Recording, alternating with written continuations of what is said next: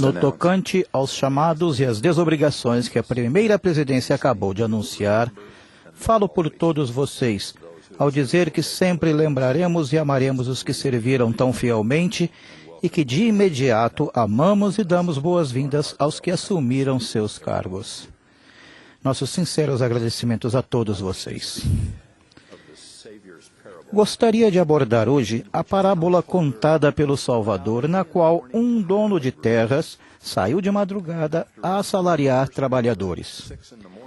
Depois de contratar o primeiro grupo às 6 da manhã, voltou às 9, ao meio-dia e às 3 da tarde, a fim de contratar mais trabalhadores à medida que a urgência da colheita aumentava.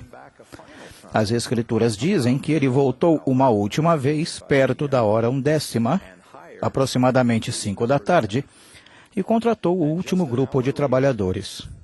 Então, apenas uma hora depois, todos os trabalhadores se reuniram para receber o salário do dia. Para surpresa deles, todos receberam o mesmo salário, apesar da diferença de horas de trabalho. Imediatamente, os que foram contratados primeiro ficaram zangados, dizendo: "Estes derradeiros trabalharam só uma hora, e tu os igualaste conosco, que suportamos a fadiga e a calma do dia?" Ao ler essa parábola, pode ser que vocês, tal como aqueles trabalhadores, sintam que se fez uma injustiça aqui. Gostaria de abordar esse assunto. Primeiro de tudo, é importante observar que ninguém foi tratado injustamente. Os primeiros trabalhadores concordaram em receber um salário pleno pelo dia, e foi o que receberam. Além disso, imagino que eles estivessem muito gratos por ter conseguido o trabalho. Na época do Salvador, o homem comum e sua família não podiam fazer muito mais do que viver com o que conseguiam receber em um dia. Se não conseguissem trabalhar, colher, pescar ou vender, não teriam o que comer. Com mais candidatos do que ofertas de trabalho, aqueles primeiros homens escolhidos foram os mais felizardos dentre os possíveis trabalhadores daquela manhã. De fato, se tivermos de ter pena, pelo menos em princípio, que seja dos homens que não foram escolhidos, mas que também tinham bocas para alimentar e familiares para vestir. A sorte nunca parecia estar com alguns deles. A cada visita do mordomo ao longo do dia, eles sempre viam outros serem escolhidos.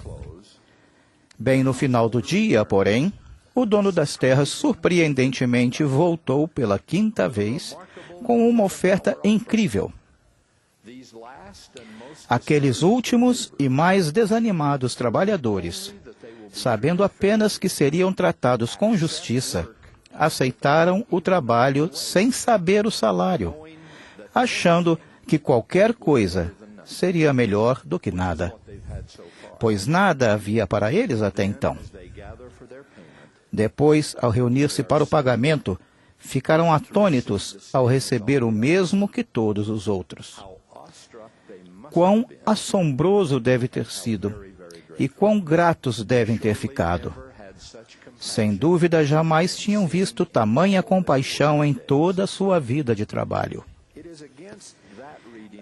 É no contexto dessa leitura da história que a reclamação dos primeiros trabalhadores deve ser analisada.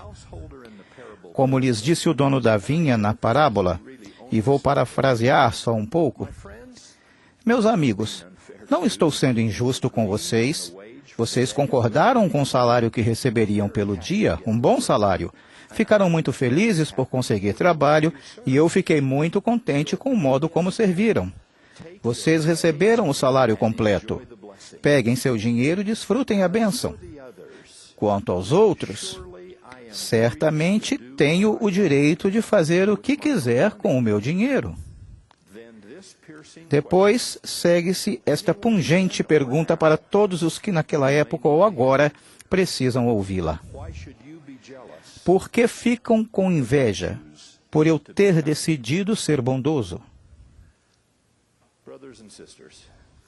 Irmãos e irmãs, haverá momentos em nossa vida em que alguém receberá uma bênção inesperada ou um reconhecimento especial. Peço que não fiquem magoados e jamais sintam inveja quando outra pessoa se der bem na vida. Não ficamos diminuídos quando outra pessoa cresce. Não estamos disputando uma corrida uns com os outros para ver quem é o mais rico, o mais talentoso, o mais bonito ou até o mais abençoado. A corrida que realmente disputamos é a corrida contra o pecado. E, sem dúvida, a inveja é um dos mais universais deles. Além disso, a inveja é um erro que perdura. É óbvio que ficamos um pouco tristes quando sofremos reveses, mas a inveja nos faz sofrer por tudo de bom que acontece com todo mundo que conhecemos. Que brilhante ideia seria beber um copo de vinagre toda vez que alguém ao nosso redor tivesse um momento de alegria. Sem contar o desgosto no final, quando descobrirmos que Deus é realmente justo e misericordioso e que dará a todos os que habitarem com Ele tudo o que Ele tem, conforme explicam as Escrituras. Assim, a lição número 1 do Senhor da Vinha é: o ato de cobiçar, reclamar ou prejudicar os outros não eleva nossa posição. E tampouco rebaixar alguém melhora a nossa autoimagem. Portanto, sejam bondosos e sejam gratos por Deus ser bondoso. Esse é um jeito feliz de se viver.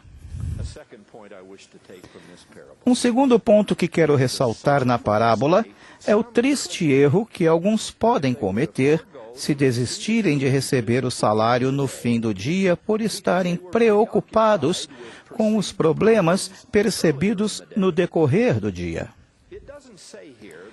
Não lemos ali que alguém jogou sua moeda no rosto do dono da vinha e foi-se embora sem um centavo, mas suponho que isso poderia ter acontecido. Meus amados irmãos e irmãs, o que aconteceu naquela história às 9 horas, ou ao meio-dia, ou às 3 horas, foi ofuscado pela grandiosidade do pagamento generoso concedido a todos no fim do dia. A fórmula da fé é prosseguir, continuar trabalhando, superar o problema e deixar a agitação do início, seja ela real ou imaginária, dissipar-se na abundância da recompensa final. Não se atenham a antigas questões ou ressentimentos, nem contra si mesmos, nem contra seu próximo, nem mesmo, eu acrescentaria, contra esta igreja verdadeira e viva. A grandiosidade de sua vida, da vida de seu próximo e do Evangelho de Jesus Cristo se manifestarão no último dia, mesmo que essa grandiosidade não seja reconhecida por todos a princípio. Portanto, não se estressem com algo que aconteceu às 9 da manhã, já que a graça de Deus procura recompensá-los às 6 da tarde. Sejam quais forem os acordos de trabalho que vocês firmaram durante o dia. Consumimos uma quantia preciosa de recursos emocionais e espirituais ao ater-nos ferrenhamente a lembrança de uma nota desafinada que tocamos no recital de piano de nossa infância, ou a algo que um cônjuge disse ou fez há 20 anos e que insistimos em jogar-lhe no rosto por mais 20 anos, ou a um incidente da história da igreja que só prova que os mortais sempre terão dificuldade para corresponder às esperanças imortais colocadas diante deles. Mesmo que uma ofensa não tenha começado com vocês, ela pode terminar com vocês. E que grande recompensa haverá por essa contribuição quando o Senhor da vinha olhar em seus olhos e acertar as contas no final de nosso dia terreno. E isso me conduz ao terceiro e último ponto.